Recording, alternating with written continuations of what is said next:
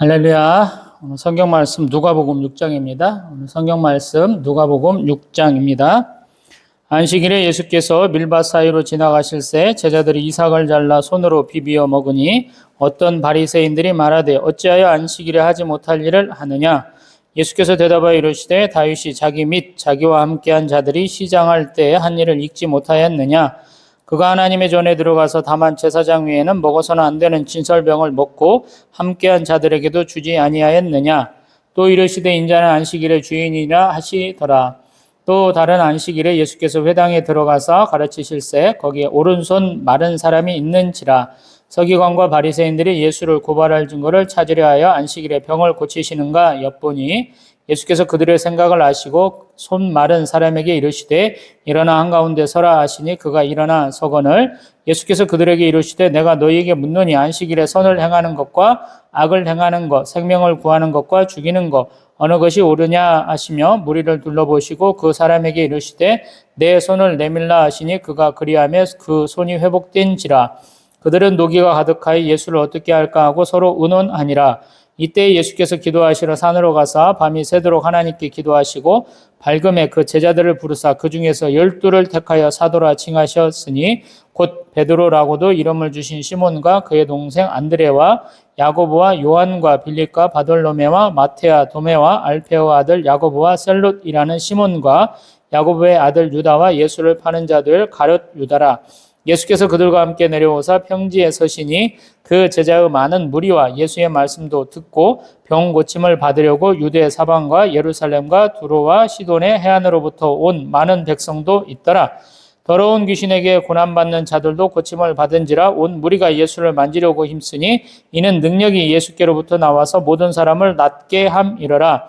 예수께서 눈을 들어 제자들을 보시고 이르시되 너희 가난한 자는 복이 있나니 하나님의 나라가 너희 것이며 지금 줄인 자는 복이 있나니 너희가 배부름을 얻을 것이며 지금 오는 자는 복이 있나니 너희가 웃을 것이며 인자로 말미암아 사람들이 너희를 미워하며 멀리하고 욕하고 너희 이름을 악하다 하여 버릴 때에는 너희에게 복이 있도다. 그날에 기뻐하고 뛰놀라 하늘에서 너희 상이 큼이라. 그들의 조상들이 선지자들에게 이와 같이 하였느니라. 그러나 화 있을진저 너희 부요한 자여 너희는 너희의 위로를 이미 받았도다. 화 있을진저 너희 지금 배부른 자여 너희는 주리리로다. 화 있을진저 너희 지금 웃는 자여 너희가 애통하며 울리로다.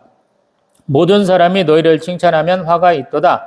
그들의 조상들이 거짓 선지자들에게 이와 같이 하였느니라. 그러나 너희 듣는 자에게 내가 이르노니 너희 원수를 사랑하며 너희를 미워하는 자를 선대하며 너희를 저주하는 자를 위하여 축복하며 너희를 모욕하는 자를 위하여 기도하라.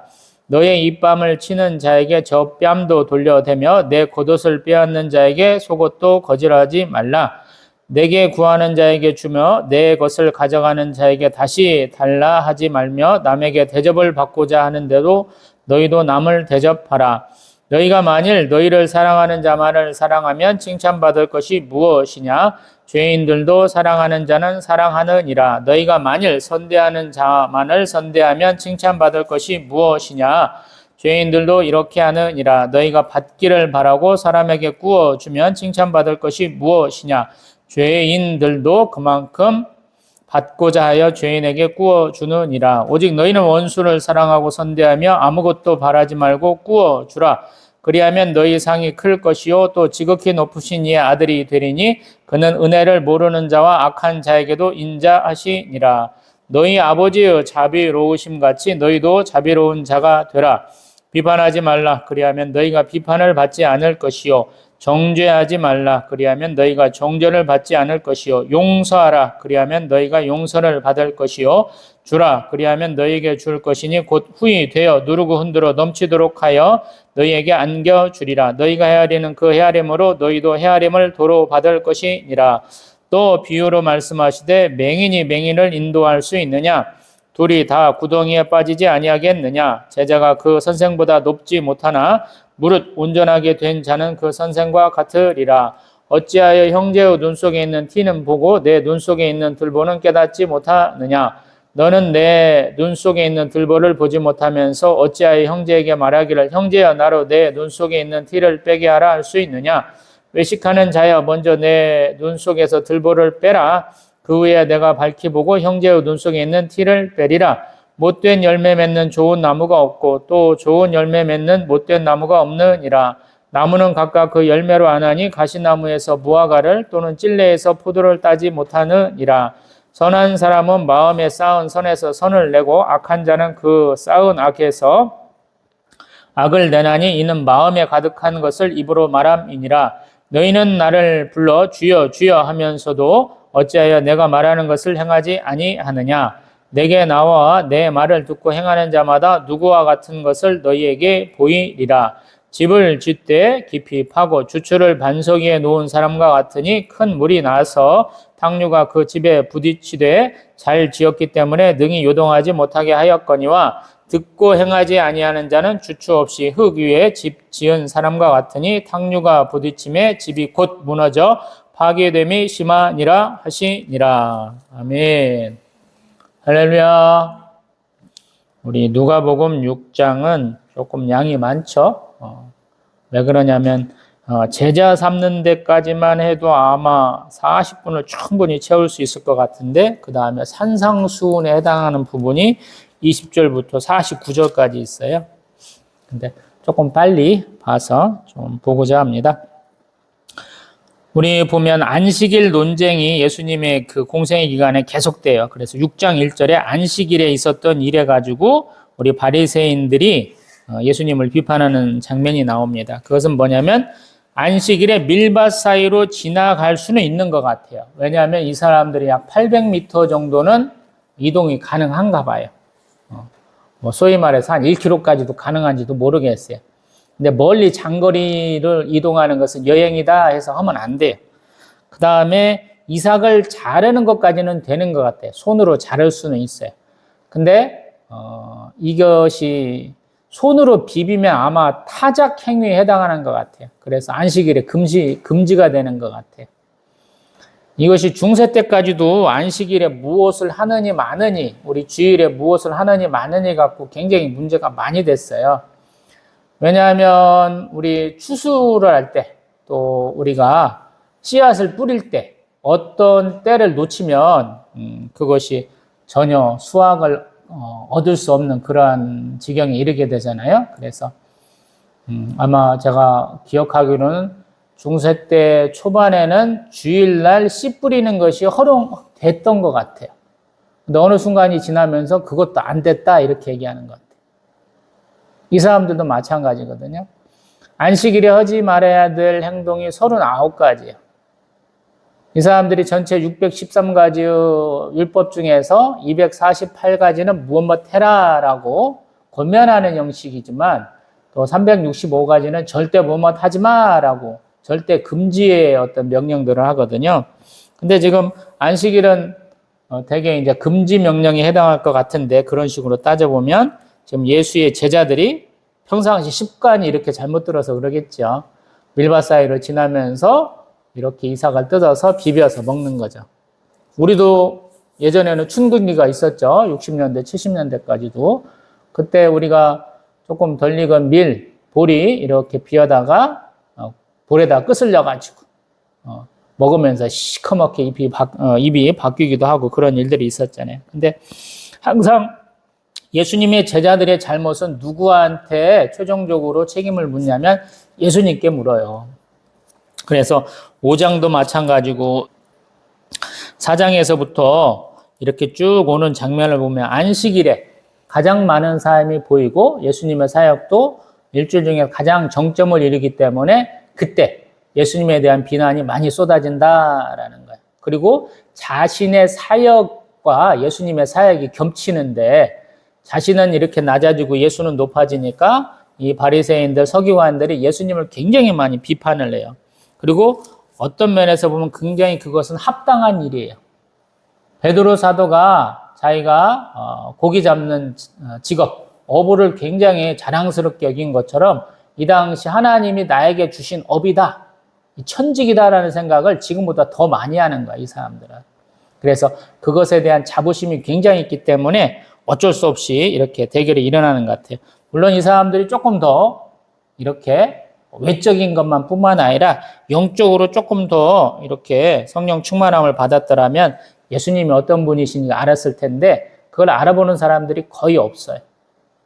지금 누가복음에서는 누가 먼저 알아보냐면 귀신들이 알아봐요. 마가복음에서는 맨 끝에 예수님을 십자가에 매달았던 백부장만이 그는 진정 하나님의 아들이었도다라는 신앙 고백을 하거든요. 그래서 좀 이렇게 허망해요. 예수님의 공생 기간에 예수님이 그 신성을 온전히 나타내셨으면 우리도 다 깨달았을 텐데 왜 못하셨을까? 이런 좀 진한 아쉬움이 있어요. 우리가 흔히 얘기하는 가연설이다. 그래서 지금도 예수님의 성육신을 믿지 않고 예수님 공생이 시작하시면서 성령 충만함 받아서 그때부터 사역하신 거야. 성육신을 거부하는 자들이 많이 있죠. 아직도. 그 다음에 우리 3절에 예수님의 대답을 보면 예수님은 다윗의 일을 가지고 얘기를 해요. 다윗이 도망갈 때 자기가 가서 칼과 떡을 얻었던 사건을 가지고 얘기를 해요. 그때 진설병은 제사장 위에는 먹으면 안 되는데 물린 것이니까 내가 줄게. 그리고 골리앗을 죽이고 얻었던 그 칼을 얻어가지고 도망가는 그때 일을 얘기하시면서 예수님 반대 의견을 제시하셨고 더 결정적인 것은 뭐냐면 인자는 안식일의 주인이시다 이렇게 고백을 하고 있어요. 그래서 놀라운 거예요. 너희들이 자꾸 안식일에 와가지고 병 고치는 거, 뭐 죄사함의 권세에 대해서 자꾸 따지는데 그런 거 하지 마라고 자신의 신성을 온전히 나타내시는 거예요. 그래서 이제 계속 이 마찰이 대결이 점점 더 진해져 가는 것이죠. 6절에 보면 또 다른 안식일이다 그래요. 그때도 예수님 회당에 들어가셔서 이렇게 예배를 드리시는 거죠. 예수님 왜 회당에 자주 가셔요? 그러면 회당에서 예배가 드려지니까 그래요. 성전이 아는 지방에서는 회당에서 예배를 드려요. 요즘에 우리 교회 예배당과 같은 개념이 회당이기 때문에 예수님 안식일에 회당에 가시는 거예요. 근데 거기 가보니까 무슨 일이 있냐면 오른손 마른 사람이 있더라라고 얘기해요. 중풍병 걸린 사람이 있는 것이죠. 한편으로. 그래서 서기관과 바리새인들은 예수님이 과연 안식일에도 병을 고치시는가 보는 거예요.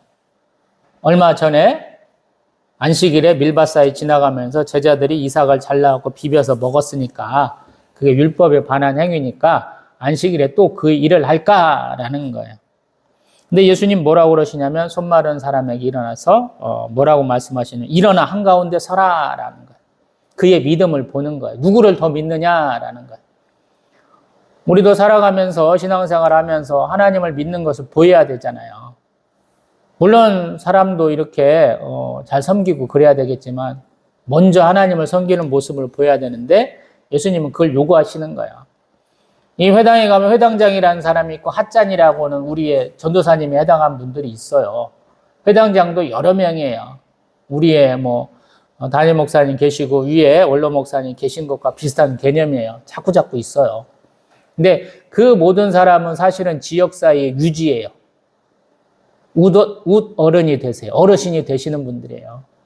근데 그분들을 자기가 의식하지 않고 일어날 수 있겠느냐? 예수님은 그걸 보시는 거예요. 간절함을 보시는 거죠. 한가운데 일어서라. 그러니까 그 사람이 뭐라고 그랬어요? 딱 일어서잖아요. 믿는다는 거예요, 예수님은. 그때 예수님 말씀하시는 거죠.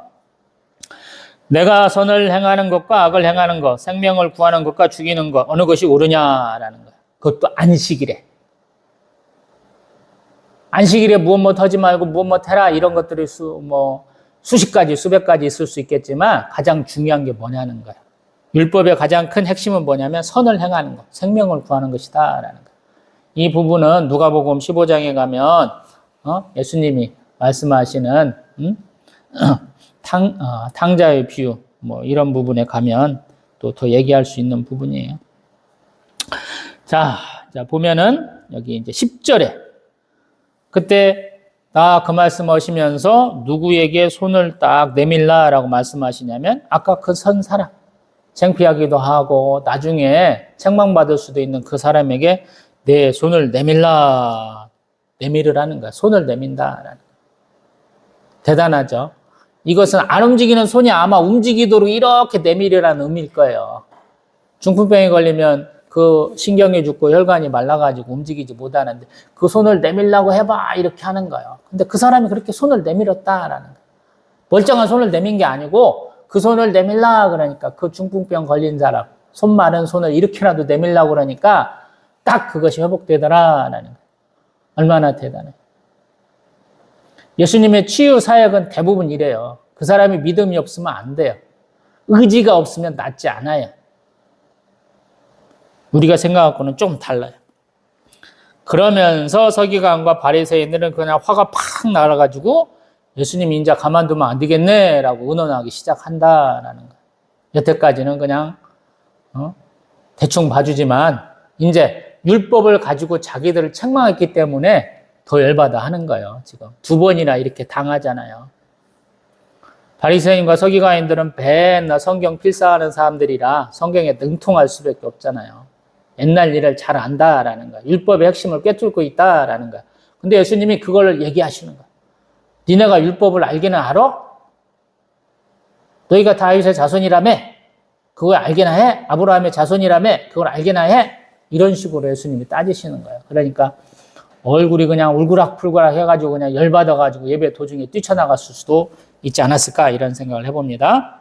그 다음에 예수님이 어디로 가셨냐면 기도하러 산에 가셔서 밤이 새도록 하나님께 기도하셨다 그래요. 우리 대한민국 사람들이 좋아하는 산기도하고는 좀 다르죠. 고래고래 지르는 것은 아니고 우리 겟세마네 동산에서 기도하시는 것처럼 통성으로 기도하시는데 조금 떨어지면 뭔 말인지 못 알아듣는 그런 정도실 것 같아요. 이 과정은 뭐냐면 제자들을 세울 때는 하나님의 허락, 하나님의 선택하심으로 하는 것이다 이런 생각이 들어요. 우리도 그러한 과정을 거치려고 우리 노이라는 단체를 만들었고 또 총회 산하에 신학교, 신대원을 세워가지고 이러한 우리 교육자들을 양성해내고 있는 것이죠. 예수님도 마찬가지예요. 이제 입학생들을 받은 거예요, 사실은. 하나님께 기도하고 12명의 제자들을 받아들인 거예요. 이 사람들 최종적으로 확정이 됐다. 이렇게 말할 수도 있지만 한편으로 보면 이제 이 사람들에게 1학년 입학을 시킨 것이다 라고 볼 수도 있어요. 왜냐하면 여기 결혼이 한 명 생기잖아요. 우리 16절에 있는 것처럼 예수를 파는 자 될 가룟 유다는 결혼이 되잖아요. 지가 스스로 목매달아서 자살해서 빠져버리잖아요. 사도가 안 되잖아요. 그래서 사도행전에 가면 우리 한 명을 또 우리 가편 투표 같이 해서 둘을 놓고 한 명을 뽑아서 딱 하나 채우잖아요. 그리고 그들의 내가 예수님의 사도됩니다 라는 것은 그들의 사역과 그들의 삶을 통해서 입증을 해 나가는 것이죠. 그 다음에 우리 이제 17절에 보면 예수님 제자를 딱 삼으시고 평지에 서셨다 그래요. 이제 제자 삼는 것은 사실은 예수님의 그 일반 대중 사역과는 조금 다른 것이다라는 거예요. 그래서 제가 예수님의 사역을 3가지 정도로 얘기를 해요. 복음 사역, 치유 사역, 제자 양육 사역. 저는 이렇게 3가지를 뽑거든요. 제자 양육과 우리 치유나 대중에게 전하는 복음 사역과는 조금씩 성격을 좀 달리 하더라고요. 그래서 그 말씀을 한번 드려봅니다. 그때 이제 수많은 사람들이 내려왔는데 얼마나 많은 사람들이 왔느냐? 유대, 사방, 예루살렘, 두루, 시돈 해안으로부터 많은 사람들이 왔더라라는 거예요. 어마어마하게 많이 왔다는 거죠. 이제 예수님이 어디 가시는지 다 아는 거예요. 수많은 사람들이. 그가 어떤 사역을 하시고 병 고치는 것도 어떤 사람들을 고치셨는가를 다 듣고 왔다 이런 얘기예요. 그 다음에 특별하게 어떤 사람들을 얘기하냐면 18절에는 더러운 귀신에게 고난받는 자들도 고침을 받았다 이렇게 얘기를 해요. 이거 쉽지 않은 거거든요. 귀신을 쫓아내는 사람이 별로 없었다라는 거예요. 그 다음에 19절 그 많은 사람들이 먼저 힘쓴 게 뭐냐면 예수를 만지려고 했다라는 거예요. 예수의 능력이 내가 만짐으로써 나온다라고 생각을 한 거예요. 누가가 의사라는 것을 알고 있기 때문에 이 부분을 조금 이해하게 되지요. 5장 17절에는 그런 얘기를 해요. 병을 고치는 주의 능력이 예수와 함께 하더라. 아멘. 누가는 아는 거예요.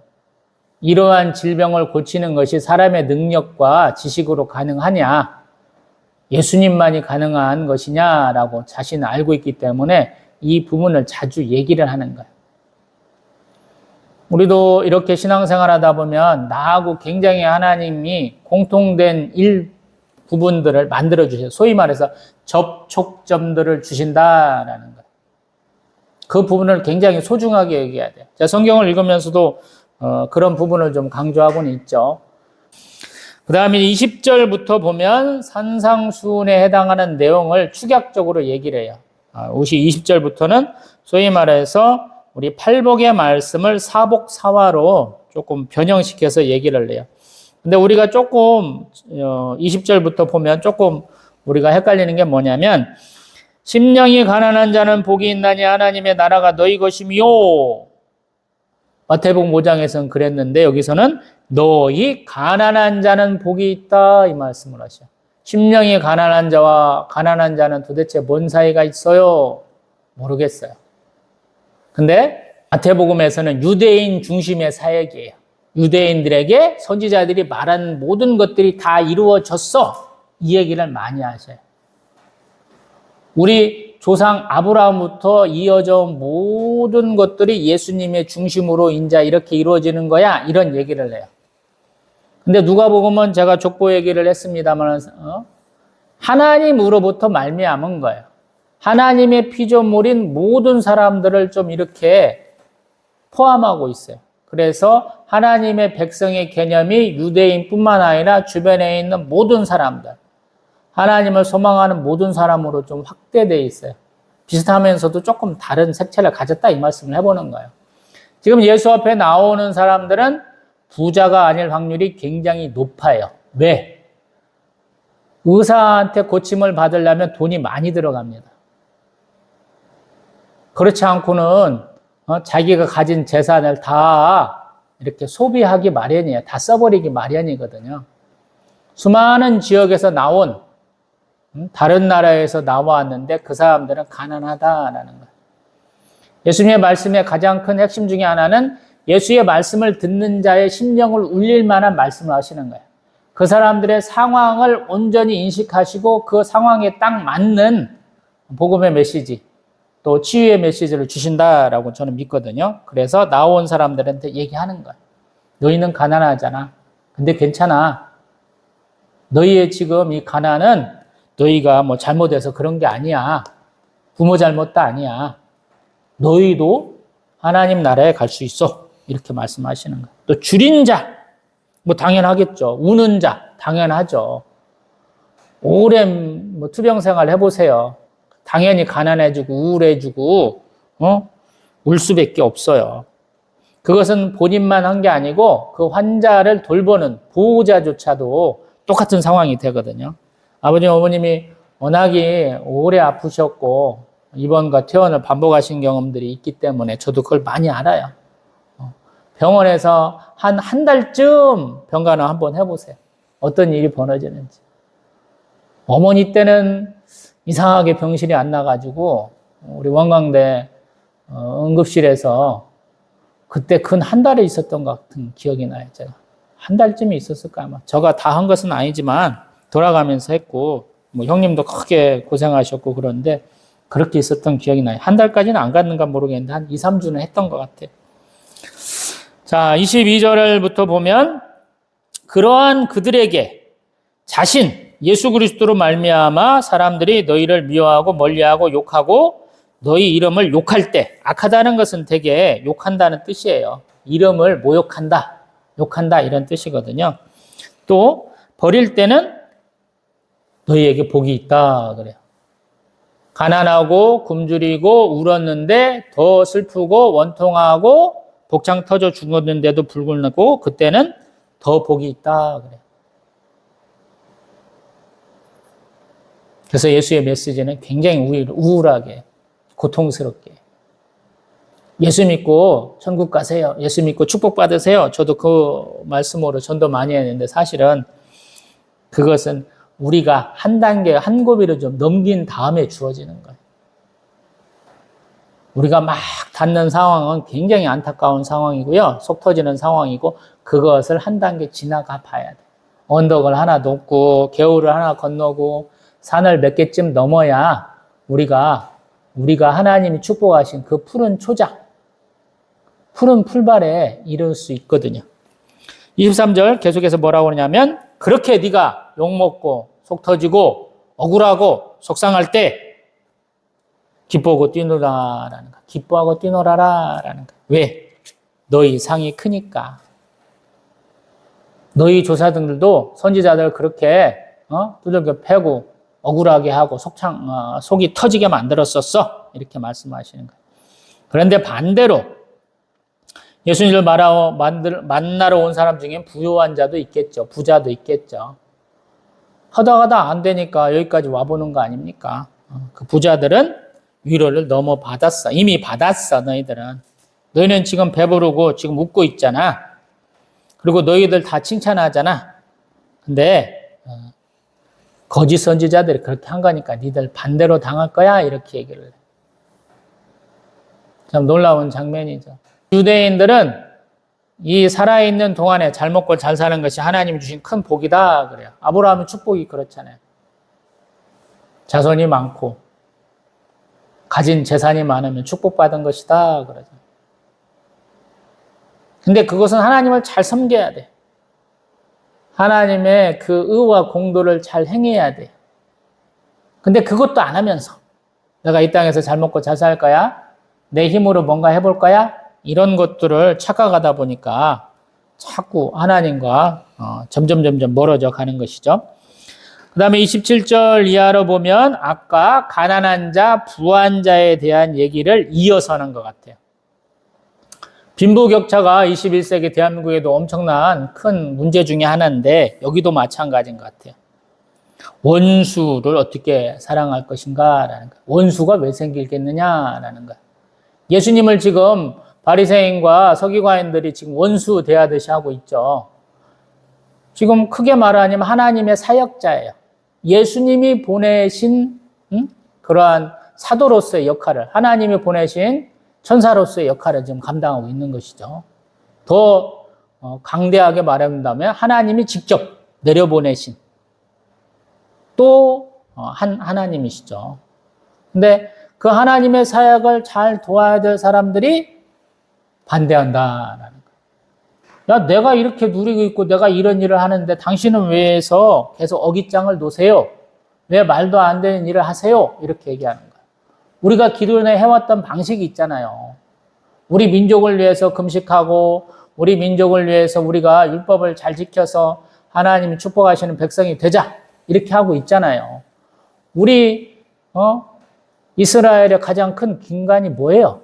우리가 성전 제사 제도잖아요. 율법을 지키는 것을 우리가 가장 큰 덕목으로 알아야 되잖아요. 근데 왜 당신은 안 지키세요? 이렇게 얘기하는 거라는 거예요.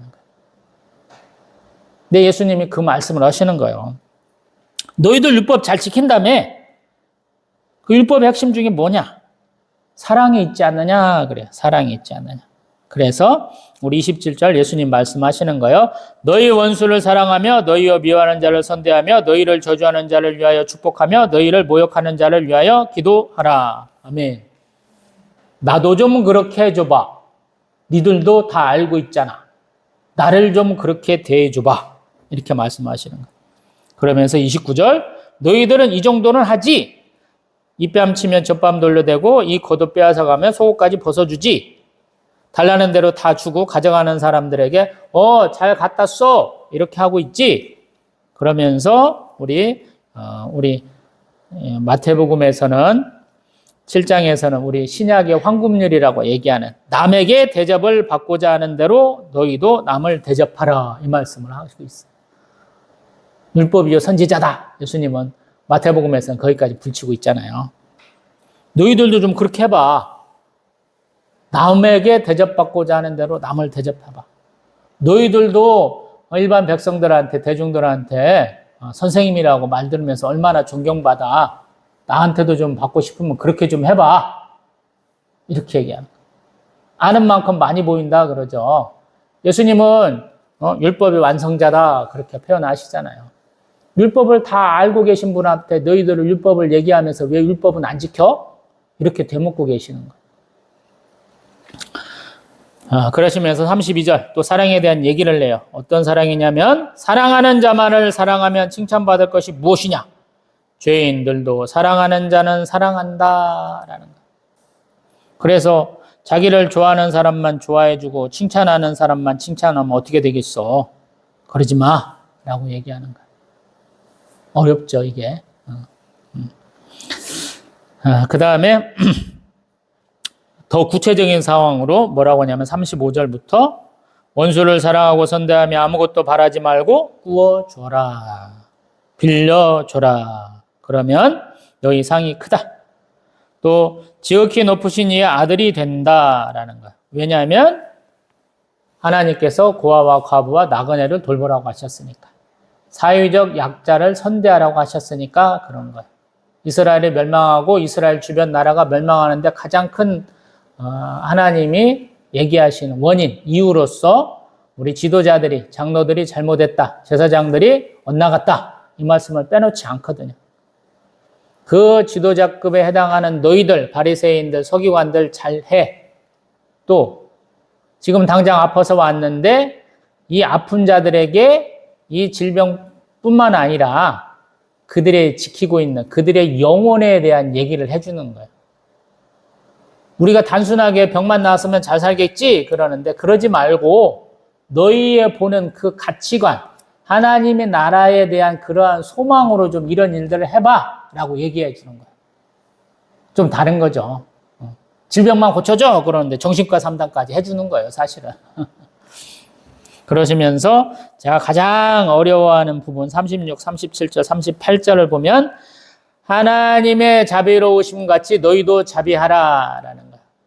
하나님은 용서하시고 또 용서하시고 기다리시고 감싸주시죠. 그렇게 하라는 거예요. 그래서 37절 비판하지 마, 정죄하지 마, 용서해줘. 38절 너희가 헤아리는 그 헤아림으로 너희도 헤아림 받는다라는 거예요. 그래서 가장 중요한 거 비판, 정죄, 헤아림 중요한 게 아니고 용서하라라는 거예요. 원수도 용서해라. 그렇게 되면 너가 받는 상이 뭐냐면 후이 되어서 이 사람들의 는 뭐냐면 이렇게 쌓여 있으면 위로 원래 정량은 딱 깎는 건데 위로 소복히 쌓아가지고 그것도 누르고 흔들어서 막 넘치도록 해서 준다라는 꾹꾹 담아서 준다라는 정량보다 훨씬 많이 담기겠죠. 그것을 우리에게 주신다라는 거. 참 감사한 내용이에요. 하나님이 가장 기뻐하는 게 뭐냐면 사랑이다. 그것도 나에게 대적하는 자, 나를 욕하는 자, 그 원수를 사랑하는 것이 율법의 가장 큰 핵심이야. 이렇게 말씀하고 계신 거예요. 그래서 어려운 거죠. 예수님 벌써 알고 계신 거예요. 하나님 나라의 일꾼들 되어야 될 우리 제사장, 서기관, 바리새인들, 장로들이 예수님을 가장 반대하는 것을 다 알고 계시는 거예요. 그래서 그들에게 말씀해 주는 거죠. 원수 사랑해야지. 너희들, 내가 니들 원수도 아닌데 설령 내가 원수라고 생각될지라도 원수를 사랑해야 되는 거야 라고 깨우쳐 주고 있는 거예요. 아무도 안 알아듣고 있죠. 그 다음에 우리 맹인이 맹인을 인도한다 그래요. 또 선생이 제대로 된 선생이 돼야 되지라는 거예요. 갑자기 어투가 바뀌었죠. 예수님은 이렇게 다독이시만 하는 그런 하나님이 아니세요. 하나님은 우리 창조주, 심판주, 구세주, 섭리주라 제가 맨날 말씀드리지만 우리 창조주 하나님으로서 우리를 축복하시고 우리를 위로하시는 면도 있지만 반대로 섭리주와 심판주로서 우리를 징계하실 때가 있어요. 비난하실 때가 있어요. 예수님의 말씀 가운데 맨날 좋은 말씀만 들어가지고 예수님은 나에게 거슬리는 말씀 한마디도 안 하셨어. 나를 책망하지 아니하시고 한 대도 안 때리셨어. 이렇게 말하시는 분이 있을런가 모르겠는데 신앙생활 한 번 더 생각해 보세요. 예수의 메시지는 항상 축복과 저주가 반복돼요. 구약의 하나님이 똑같이 말씀하시거든. 축복하시면 저주는 그거에 한 2.5배 내에서 3배 정도 되거든요. 우리 모세오경을 보면 그렇게 말씀 많이 하셔요. 여기도 마찬가지. 니들은 맹인이잖아. 니들은 제대로 된 선생이 아니잖아. 니들 눈에는 들보가 끼어 있는데 티끌을 그냥 자꾸 빼려고 그러잖아. 이렇게 말씀하시는 거예요. 또 니네는 못된 열매 맺는 나쁜 나무잖아. 비난하시는 거예요. 또 너희는 우리 45절 이하로 보면 너희는 악한 마음을 가진 놈들이야. 이렇게 말씀하시는 거예요. 왜 이렇게 강하게 말씀하십니까? 뼈에 새겨주시려고. 예레미야 17장에 있는 것처럼 금강석 판에다가 새겨주시려고. 우리 마음판에다가 우리 금강석 펜으로 한번 새겨주시려고. 그런 말씀을 하십니다. 46절 이하로 보면 집을 짓는 것과 똑같다라는 거예요. 우리가 신앙생활 하는 것이. 평상시에는 아무 의미 없다라는 거예요. 근데 홍수가 날 때, 비바람이 칠 때 다르잖아. 주추를 깊이 판다는 것, 반석 위에다 집을 세워놓는 것이 너무 힘들잖아요. 왜? 집 좀 지어보면 알아요. 요즘에 어떤 기사에 보니까 아파트 지으려고 보니까 그 밑에가 단단한 암석층이 있더라라는 거야. 그 암석을 발파로 끝내려고 하니까 사람들이 반대한다는 거야. 왜?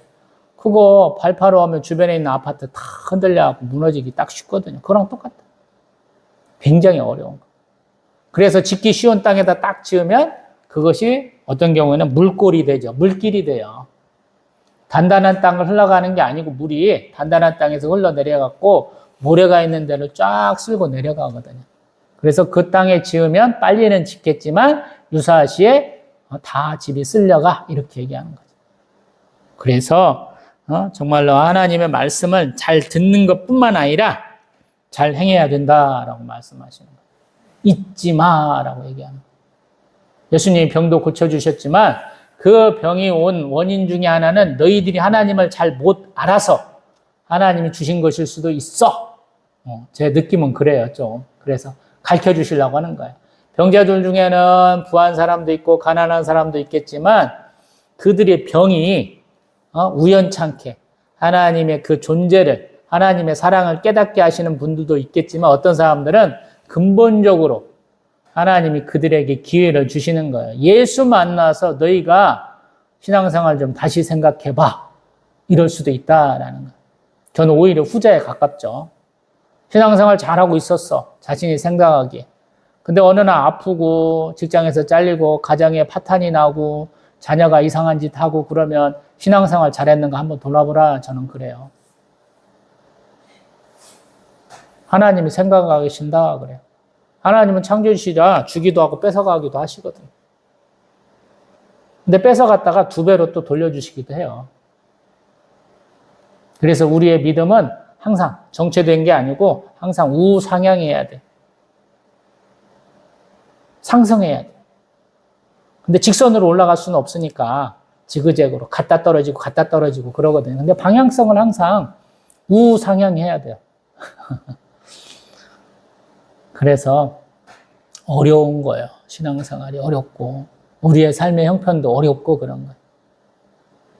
근데 예수님은 그 모든 상황을 같이 하셨기 때문에 더 은혜로운 거예요. 가난한 집, 정죄 많은 집,